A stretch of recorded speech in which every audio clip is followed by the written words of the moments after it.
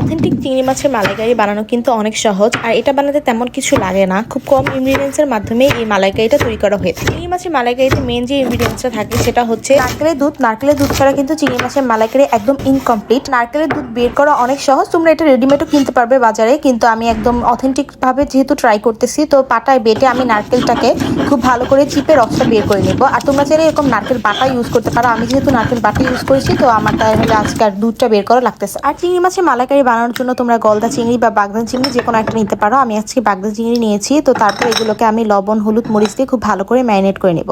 আর চিংড়িটাকে কিন্তু অবশ্যই তোমরা খুব ভালো মতো পরিষ্কার করবে। চিংড়ি মাছের মাথার মধ্যে যে মলাটা থাকে সেটাও পরিষ্কার করবে, আর যেই রকটা থাকে ওর শরীরের মধ্যে সেটাও পরিষ্কার করবে, নাহলে কিন্তু চিংড়ি মাছের ময়লা শুধুই আমরা খেয়ে নেব।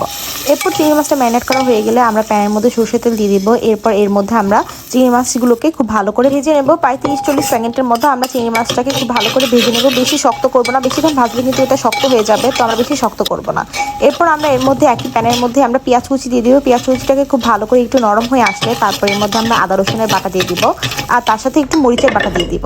মরিচের বাটা যেমন কাঁচা মরিচের যে বাটাটা আছে সেটা দিব। তারপর আমরা একে একে গুঁড়ো মশলাগুলো ইউজ করব, যেমন লবণ, হলুদ, মরিচ আর জিরে গুঁড়ো। এরপর আমরা মশলাটাকে খুব কম আছে খুব ভালো করে কষিয়ে নেব। কষানোটা যত ভালো হবে রান্নার টেস্ট কিন্তু তত ভালো আসবে। রান্নাটা যত কষাবে তুমি যত সময় ধরে, তত রান্নার টেস্ট আর রান্নার কালারও সুন্দর হবে। মশলাটা কষানো হয়ে গেলে নারকেলের যে বাটাটা ছিল সেই বাটাটা আমরা এর মধ্যে নারকেল বাটা দিয়ে আমরা বেশ খানিকক্ষণের মতো কষিয়ে নেব। তারপর আমরা এর মধ্যে টমেটো দিয়ে দিব। টমেটো আর নারকেল বাটাটা যখন ভালো মতো কষানো হয়ে যাবে, আর একটু করে পানি ইউজ করবো যাতে এটা গ্রেভিটা সুন্দর মতো আসে। গ্রেভি ফুটে গেলে এরপর আমরা যে চিংড়ি মাছগুলো ভেজে রেখেছিলাম সবগুলো চিংড়ি মাছ আমরা এর মধ্যে দিয়ে দিব। এরপর উপর থেকে একটু কাঁচামরিচও ছড়িয়ে দিব গ্রানের জন্য আর ঝালের জন্য। কাঁচামরিচটাকে তোমরা আস্ত দিতে পারো, বাট আমি ফের দিয়েছি একটু ঝাল যাতে হয়। যেহেতু মালাইকারি ঘি না দিলে তো হবেই না, তো আমরা একটু করে ঘি ইউজ করব। এরপর আমরা গরম ভাতের সাথে এই চিংড়ি মাছের মালাইকারিটা সার্ভ করবো। আর এটা খেতে এত মজা হয়েছে, অবশ্যই এটা তোমরা বানিয়ে খাবে আর আমাকে জানাতে ভুলবে না।